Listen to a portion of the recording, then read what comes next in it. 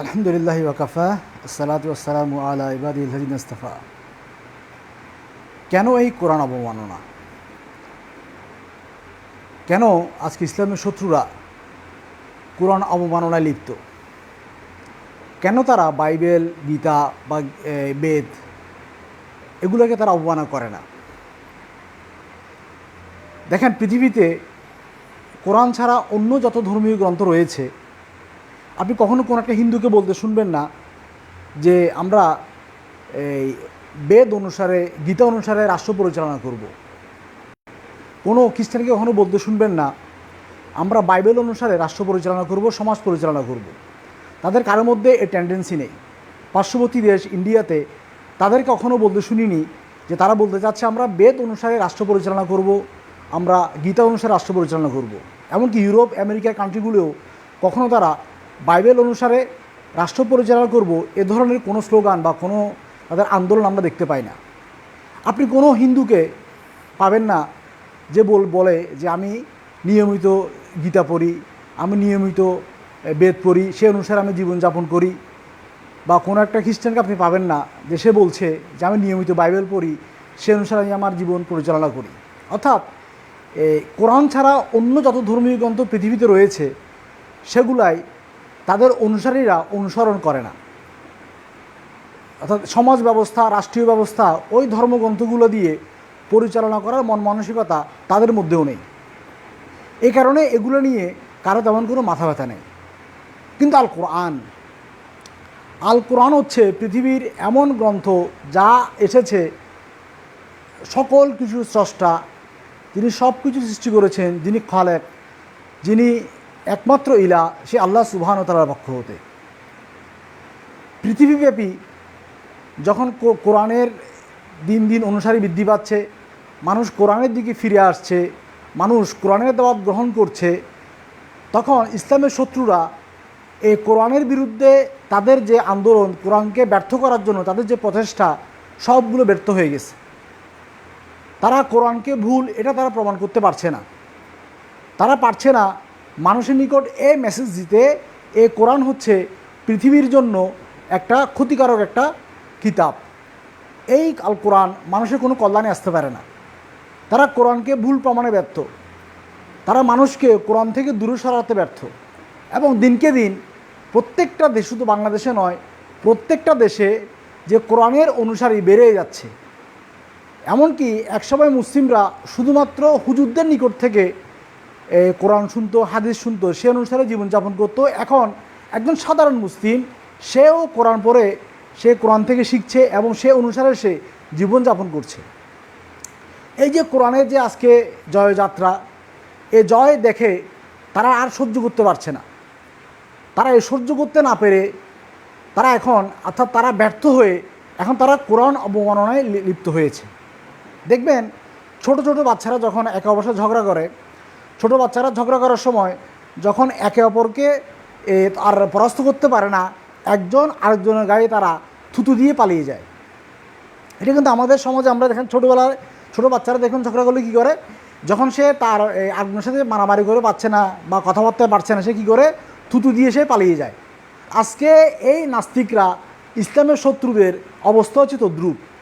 তারা কোরআনকে ঠেকাতে না পেরে, তারা মুসলিমদেরকে ঠেকাতে না পেরে, আজকে তারা এই কোরআনকে অবমাননা করার মাধ্যমে তারা তাদের অন্তরের ঝালটা মেটানোর চেষ্টা করছে। কিন্তু এই কোরআন এসেছে আল্লাহর পক্ষ থেকে। মনে রাখতে হবে, এই কোরআন হচ্ছে পৃথিবীর জ্ঞানের হাইয়েস্ট অথরিটি। পৃথিবীর জ্ঞানকে জাস্টিফাই করবে এই কোরআন। পৃথিবীর যে জ্ঞান এই কোরআনের সাথে সামঞ্জস্য হবে না, মিলবে না, বিপরীত হবে, ওই জ্ঞান বাতিল বাতিল বাতিল, ওই জ্ঞান পৃথিবীতে টিকবে না। আবারও মনে রাখতে হবে, পৃথিবীর হায়েস্ট জ্ঞান হচ্ছে কোরআন। এবং এই পুরো পৃথিবী কোরআনের নিকট সে নত হয়ে আছে। পৃথিবীর সমস্ত জ্ঞান এই কোরআনের নিকট সে নত হয়ে আছে। কোরআনের উপর নিকট তাকে আত্মসমর্পণ করতে হবে।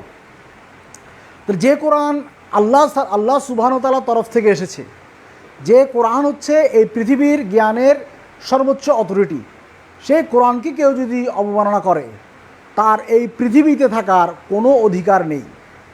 কারণ সে পৃথিবীর সব জ্ঞানের সর্বোচ্চ উৎসকে এবং পৃথিবীর জ্ঞান যে কিতাবের দ্বারা সীমাবদ্ধ, যে কিতাবের উপর ভিত্তি করে পৃথিবীর জ্ঞান পরিচালিত হয়, পৃথিবীর জ্ঞানকে সে, পৃথিবীর অথরিটিকে সে অসম্মানিত করেছে, আল্লাহর কিতাবকে সে অসম্মানিত করেছে। তার পৃথিবীতে এ বেঁচে থাকার কোনো অধিকার নেই। আমরা আমাদের সরকারের নিকট আবেদন জানাবো অতি সত্বর এই কুলাঙ্গারকে, এই নর্থ বিশ্ববিদ্যালয়ের এই অরূপ পালকে যেন কী করা হয়, অতি দ্রুত তার মৃত্যুদণ্ড কার্যকর করা হয় এবং তাকে শাস্তির আওতায় আনা হয়। এবং বাংলাদেশে এই আইন চালু করা হয়, কেউ যদি আল্লাহকে, তার রাসূলকে এবং তার নাজিলকৃত কিতাবকে কেউ যদি অবমাননা করে, তাকে মৃত্যুদণ্ড দিতে হবে। তার এই পৃথিবীতে থাকার কোনো অধিকার নেই। যদি আমরা জানি এই যারা কোরআন অবমাননা করে, আমাদের দেশে কখনোই তাদেরকে সর্বোচ্চ মৃত্যুদণ্ড দিবে না। কেন? কারণ আমাদের সরকারে যারা রয়েছে তারা কেউই ইসলামের আইন প্রতিষ্ঠা করার জন্য তারা কাজ করে যাচ্ছে না। তারা কাজ করে যাচ্ছে পশ্চিমা যে সভ্যতা, পশ্চিমা যে রীতিনীতি, এই রীতিনীতিটা তারা প্রতিষ্ঠা করার জন্য কাজ করে যাচ্ছে। তো আমরা অবশ্যই নিজ হাতে আইন তুলে নিতে পারবো না, আমাদের জন্য সে অনুমতি নেই। তবে আমরা সর্বোচ্চ পরিমাণ প্রতিবাদ করার মাধ্যমে মানুষকে জানিয়ে দিব যে কোরআন যদি অবমাননা করো, এই বাংলাদেশ তোমাদের জন্য নরকে পরিণত হবে। আমরা তোমাদের প্রত্যেকটা ক্ষেত্রে তোমাদেরকে আমরা বয়কট করব। বিশ্ববিদ্যালয়ের ছাত্রদেরকে আমরা, ছাত্রছাত্রীদের অনুরোধ করব, তোমাদের ক্লাসে যদি কোরআন অবমাননাকারী এমন কোনো বন্ধুবান্ধব থেকে থাকে, তোমরা তাদেরকে ক্লাস থেকে বের করে দাও, তাদের সাথে সম্পর্ক ছেদ করো এবং তাদেরকে সমাজের মধ্যে একঘরে করে ফেলো। প্রত্যেকটা এলাকায় এরকম লোক যদি থেকে থাকে যারা কোরআনকে অবমাননা করে, আল্লাহকে অবমাননা করে, তার রাসূলকে অবমাননা করে, তাদেরকে সমাজে একঘরে করে দিতে হবে। তাদের কাছে ব্যবসায়ীরা তাদের নিকট কোনো কিছু বিক্রি করবে না, তাদের কাছ থেকে কোনো কিছু কিনবে না। তারা যদি কোনো এই বিল্ডিংয়ে ভাড়াটিয়া থাকে, তাদেরকে ওই ঘর থেকে বের করে দিতে হবে। অর্থাৎ তাদেরকে সমাজে একঘরে করে ফেলতে হবে। অবশ্যই আমরা বলছি না যে অন্য ধর্মের লোকদের সাথে আমরা খারাপ আচরণ করব। আমরা বলছি যারা আল্লাহকে অবমাননা করে, তার রাসূলকে অবমাননা করে, কোরআনকে অবমাননা করে, তাদের বিরুদ্ধে আমাদের সম্পর্ক ছেদ করে ফেলতে হবে। আমরা সামাজিকভাবে আমরা তাদেরকে বয়কট করতে পারি, ইনশাল্লাহ এই কোরআন অবমাননাকারীরা বাংলাদেশ থেকে পালিয়ে যাবে। আমরা আমাদের সরকারের নিকট সর্বোচ্চ আবেদন রাখব যেন এই কোরআন অবমাননাকারীকে যত শীঘ্র সম্ভব সর্বোচ্চ শাস্তি মৃত্যুদণ্ড দেওয়ার মাধ্যমে অন্যান্য যারা এই যে কোরআনকে নিয়ে যারা ব্যঙ্গ করে, অবমাননা করে, তাদের নিকট একটা দৃষ্টান্ত স্থাপন করা হয় এবং আমাদের যারা মুসলিম যারা রয়েছে আমাদের অন্তরে যেন একটা প্রশান্তি দেওয়া হয় এই শয়তানটাকে শাস্তি দেওয়ার মাধ্যমে। আজকে এতটুকুই। আল্লাহ আমাদের সকলকে হেফাজত করুক এবং এই ধরনের এই শয়তানগুলোর হাত থেকে আল্লাহ আমাদের সমাজকে রক্ষা করুক। আসসালামু আলাইকুম ওয়া রাহমাতুল্লাহ।